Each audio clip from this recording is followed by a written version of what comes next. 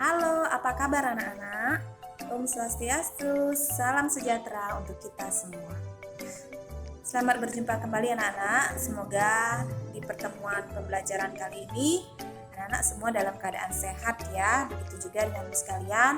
Hari ini masih bisa mengajar kalian di video pembelajaran kali ini masih dalam keadaan sehat. Nah anak-anak,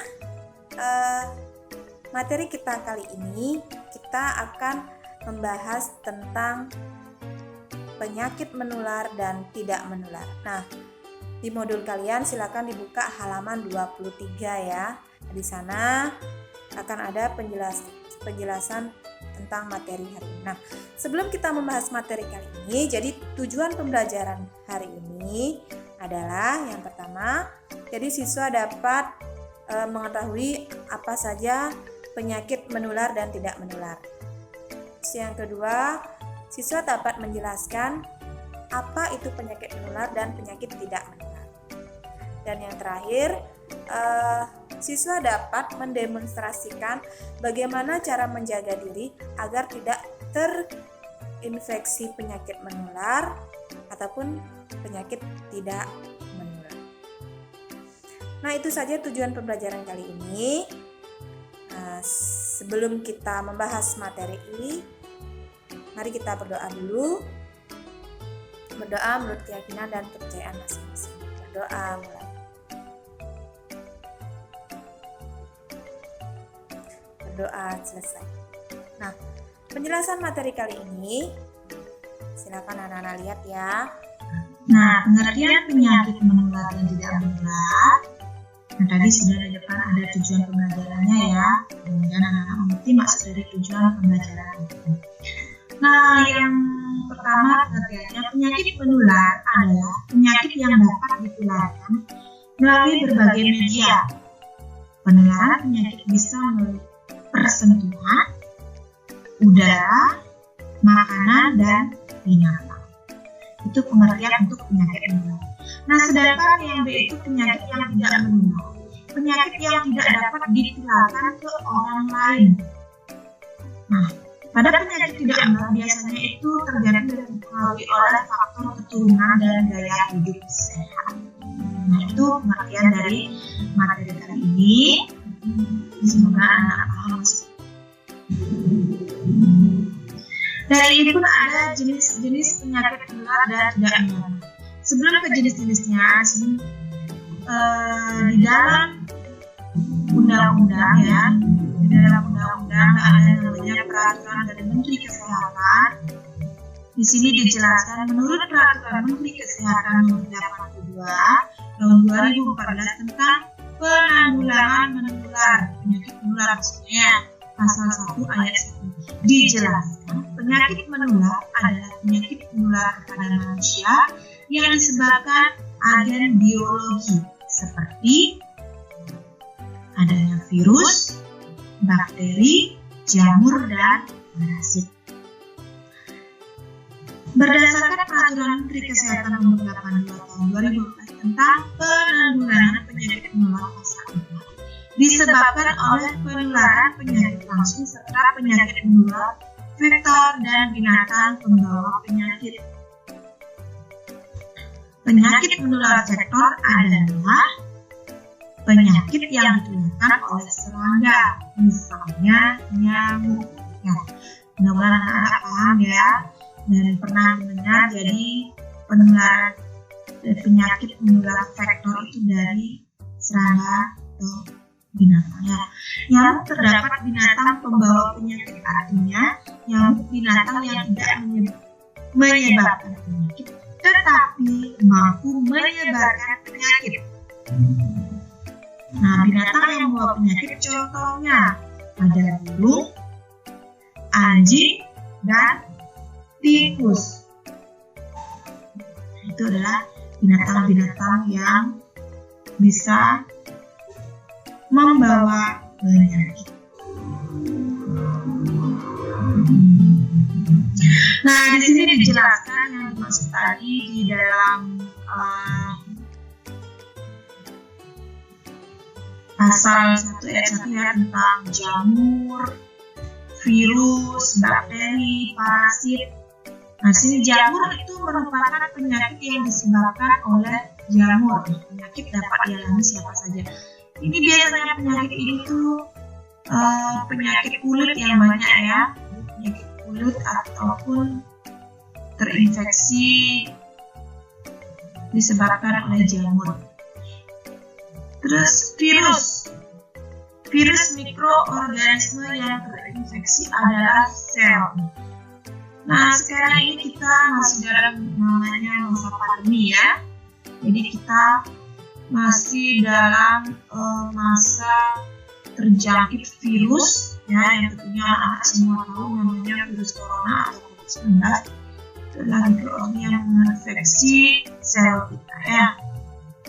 Terus pengertian bakteri mikroorganisme ubiquitous yang berarti melimpah ada di semua tempat. Parasit adalah organisme yang hidup pada akal dalam makhluk hidup lain dengan menyerap nutrisi. Nah, di sini contohnya parasit seperti orang yang terjangkit cacingan ya, cacing yang ada di dalam perut itu termasuk parasit. Nah, itu penjelasan jamur, virus, bakteri, dan parasit. Nah, ini adalah jenisnya ya. Penyakit menular langsung dan penyakit menular melalui vektor dan binatang pembawa penyakit. Nah, silakan anak perhatikan di bawah ini. Itu ada di sana penyakit menular langsung seperti difteri, tetanus, rubella, influenza. Nah, sekarang ini kita terkena virus COVID-19, hepatitis, dan kurang. Nah, difteri itu termasuk penyakit yang terinfeksi dari bakteri ya, tetanus dari bakteri, rubella virus ya, influenza virus, COVID-19 virus, hepatitis itu virus, kurang itu dari jamur yang biasanya menyerang kulit. Hepatitis itu hati ya, COVID itu yang sekarang ini anak-anak sudah mengerti. Jadi nanti selanjutnya ada penjelasan tentang COVID ya, mungkin bisa akan bahas tentang penyakit menular itu tentang COVID-19. Influenza anak sudah tahu, dan rubella itu seperti sama ya, mirip influenza ya.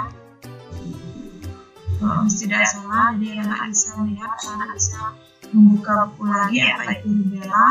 Tetanus itu infeksi dari bakteri, biasanya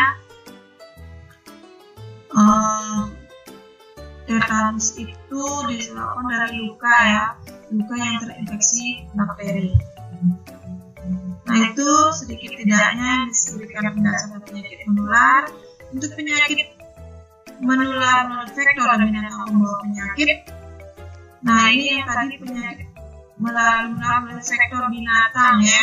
Ini contohnya seperti demam berdarah, disebabkan oleh penyebarannya dari nyamuk Aedes aegypti ya. Demam berdarah dengue atau DBD itu. Terus malaria itu disebabkan sama juga nyamuk. Rabies itu bisa dari anjing, kera, kucing itu dari gigitannya ya. Jadi liurnya itu mengandung penyakit. Terus pes itu dari binatang tikus. Toxoplasma itu bisa dari kotoran kucing atau kotoran anjing. Nah, di sini yang terakhir ada flu burung itu dari unggas ya. Jadi dulu sebelum ada virus corona ada namanya kita kenal virus flu burung itu dari unggas ya, dari ayam, itik gitu ya. Jadi unggas itu membawa dia penyakit. Jadi bila unggas itu dimasak, diolah menjadi makanan dan matangnya itu tidak maksimal, itu bisa menyebabkan penyakit karena unggas itu sudah membawa penyakit.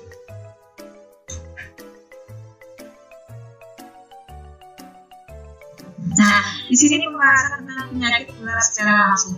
Yang di sini dibahas tentang pandemi kita ya, pandemi saat ini tentang COVID-19 atau virus corona. Apa itu COVID-19? Adalah penyakit menular yang disebabkan oleh virus. Nah, perhatikan namanya oleh virus. Virus corona ini merupakan virus yang menyerang pernapasan. Nah, bagaimana gejalanya terkena virus COVID-19 atau corona? Nah, gejala yang paling umum terjadi itu adalah mengalami demam, batuk kering ya. Jadi batuknya itu kering, tidak ada dahaknya. Itu dengan pegang yang selalu batuk, tidak berhenti, dan tenggorokan terasa kering ya, dan mengalami kelelahan. Terus kalau gejala yang tidak umum ya, jadi sudah termasuk parah ini, rasa tidak nyaman dan nyeri di tenggorokan, diare, mata merah, sakit kepala, hilangnya indera perasa atau penciuman. Jadi yang terjangkit corona ini tidak merasakan apa, hidupku tidak bisa mencium apa-apa, artinya bau busuk, bau wangi, itu sudah tidak merasakan. Dan perubahan warna jari, tangan, dan kaki. Dan bagaimana cara mencegahnya terkena COVID-19? Nah, pastinya secara umum bila kita keluar rumah, bila kita bertemu orang banyak, kemanapun ingat memakai masker ya, dan pakailah masker dengan benar ya. Jadi bukan memakai masker itu di bawah hidung, tapi hidung pun ditutup ya. Kita menjaga diri kita dan juga menjaga orang lain ya. Terus social distancing atau menjaga jarak. Bila kita di kerumunan, ingat jaga jarak ya. Yang terakhir terus mencuci tangan ya. Mencuci tangan itu 20 detik. Nah, di video itu mungkin Miss bilang 10 detik. Sini Miss koreksi ya, itu 20 detik ya. Yang pertama itu sudah ada penjelasannya. Nah, kita ikuti video berikutnya ya.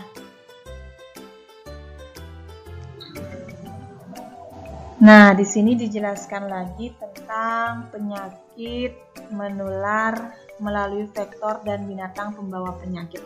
Nah, tadi di depan itu sudah ada video cara mencuci tangan ya, Miss bahas sedikit. Nah, sambil anak-anak membaca ini penyakit menular yang dari binatang. Tadi untuk mencuci tangan itu 20 detik ya, setiap kali gosokan itu 20 detik ya. Nah, untuk penyakit menular melalui vektor dan binatang pembawa penyakit, di sini ada yang Miss bahas tentang demam berdarah atau DBD ya, demam berdarah dengue. Disebabkan oleh gigitan nyamuk yang namanya nyamuk itu Aedes aegypti. Bagaimana orang yang ciri-ciri terkena DBD? Gejalanya adalah demam, ruam, serta nyeri otot dan sendi. Pada kasus yang parah terjadi pendarahan hebat dan syok yang dapat membahayakan nyawa. Ya. Nah, itu untuk penyakit DBD itu sangat berbahaya. Nah, jadi bila ada anak yang terjangkit DBD itu segeralah dibawa ke klinik atau rumah sakit terdekat ya. Jadi kalau panasnya berkepanjangan, panas lagi, turun lagi, panas lagi, itu segeralah bawa ke dokter atau langsung ke rumah sakit, karena biasanya untuk penyakit DBD itu mengalami demam yang berkepanjangan.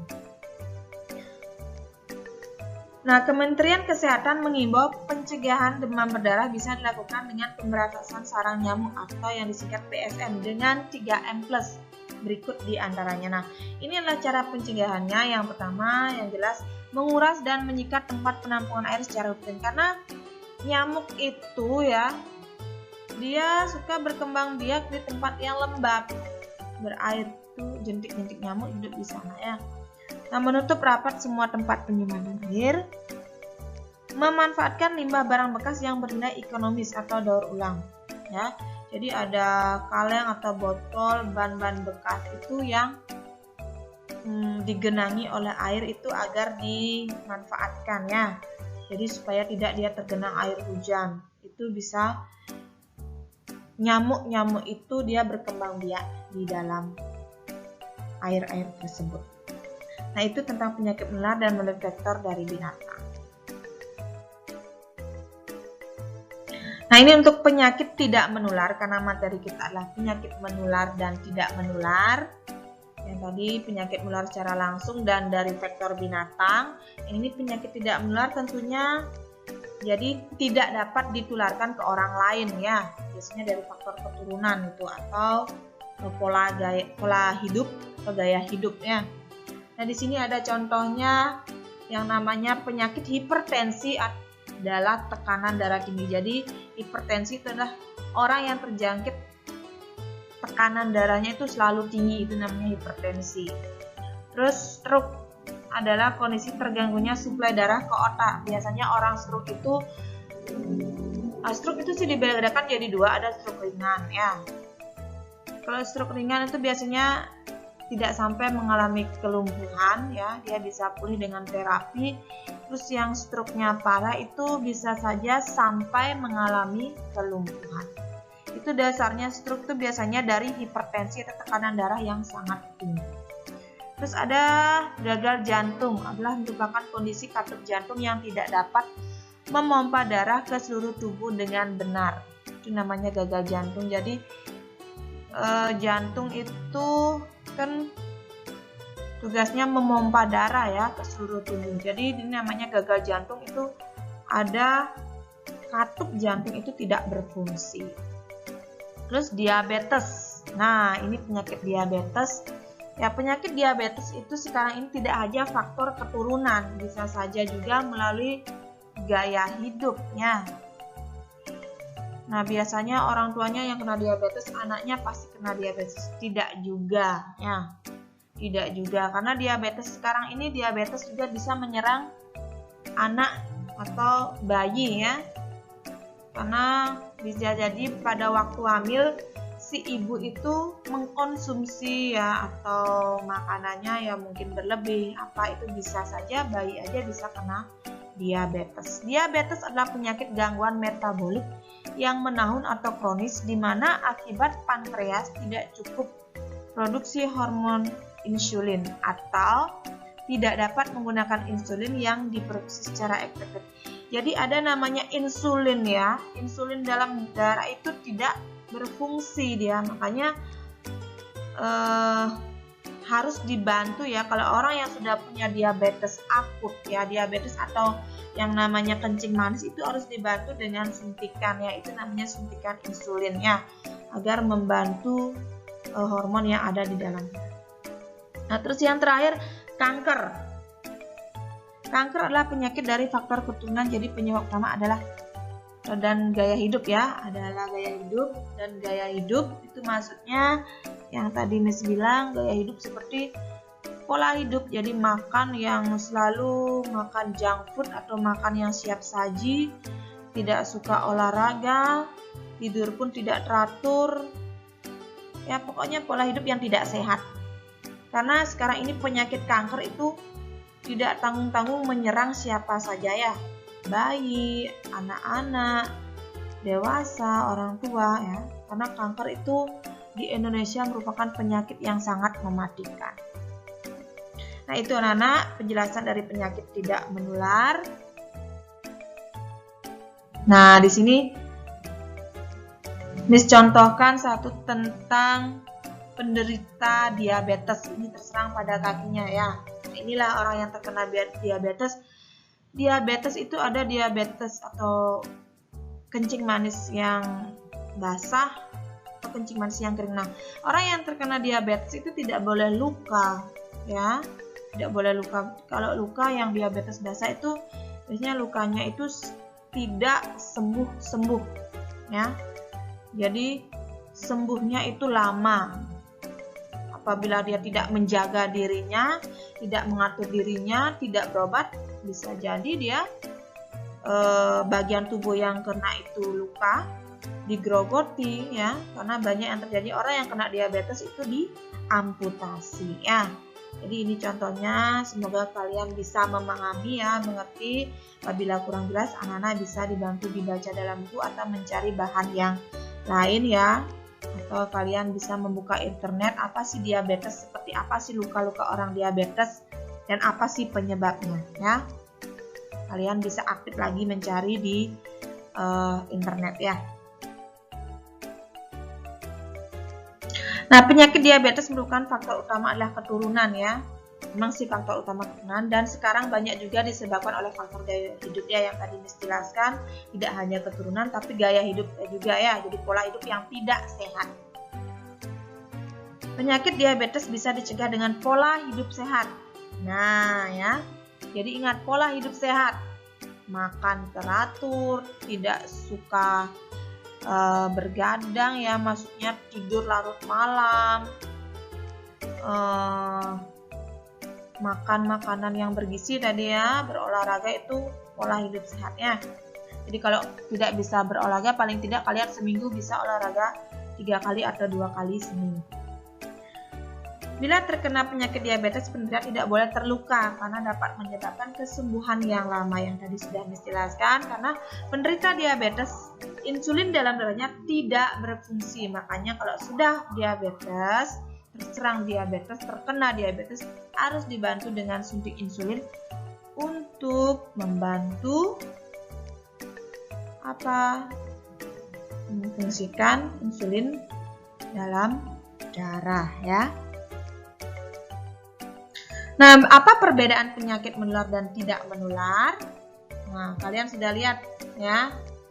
Tadi di depan juga sudah dijelaskan perbedaannya. Yang pasti, yang menular dapat ditularkan ke orang lain, sedangkan yang tidak menular tidak dapat ditularkan ke orang lain. Nah, itu penjelasan yang singkat. Nah, di modul itu sudah dijelaskan perbedaannya. Nah, contoh penyakitnya pun sudah di sini Miss contohkan. Ada flu yang menular, virus COVID saat ini, panu, hepatitis, itu penyakit yang menular yang bisa ditularkan oleh orang lain ya.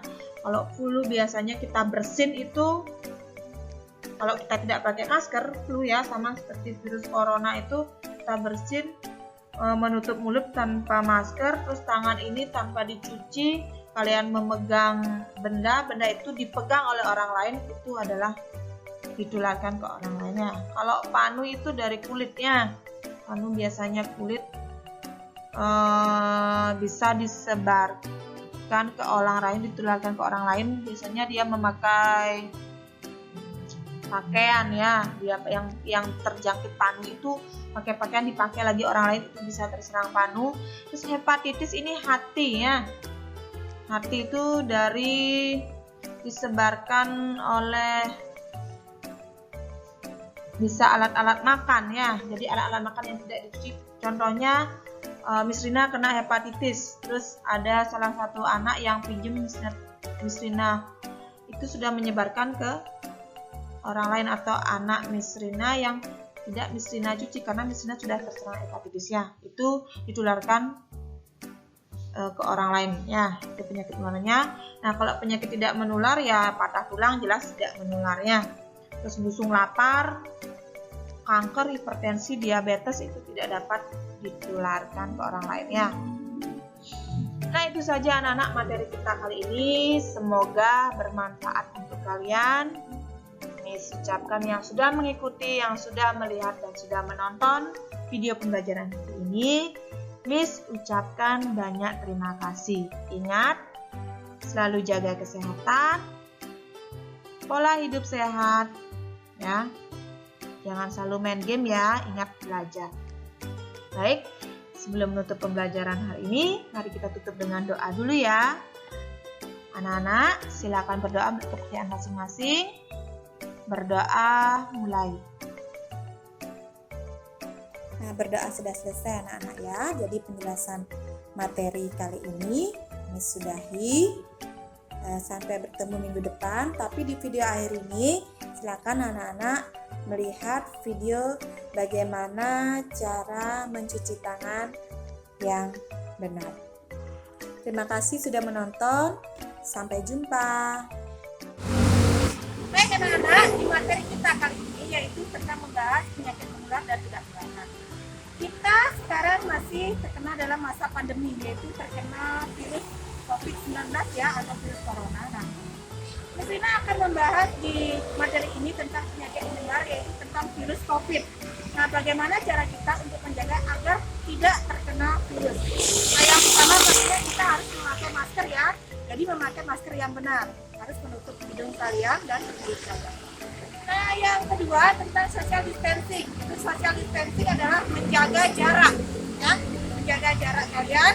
Bila ada kerumunan, kalian harus bisa menjaga jarak supaya tidak bersentuhan dengan yang lain. Nah, yang ketiga tentang mencuci tangan. Jadi kalian harus rajin mencuci tangan ya, karena tangan ini adalah sumber dari kuman. Kalian tidak merasa memegang apa, harus tangan kalian memegang muka. Nah, sekarang Miss Lina akan praktekkan bagaimana cara mencuci tangan. Kalian lihat ya, kita akan mencuci tangan di air yang mengalir ya, tentunya mencuci tangan di air yang bersih. Nah, kita hidupkan airnya, kita basuh tangannya. Setelah itu kita pakai sabun. Kita pakai sabun secukupnya ya. Kita basahkan yang pertama telapak tangan, lalu punggung tangan, jari-jari tangan. Kita balik ya, kuku, pergelangan tangan.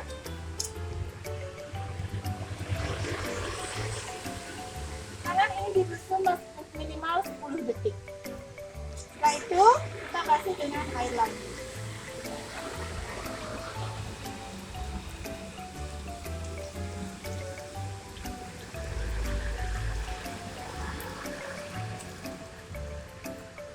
Setelah tangan kalian bersih, sudah tidak terisi sabun lagi, kalian bersihkan dengan lap atau tidak lap, boleh dengan tisu bila ada tisu. Dan tisu ini bisa dibuang di tong sampah. Nah, itu anak-anak cara mencuci tangan yang benar. Nah, semoga bermanfaat untuk kalian ya. Dan ingat, tetap jaga kesehatan. Salam sehat.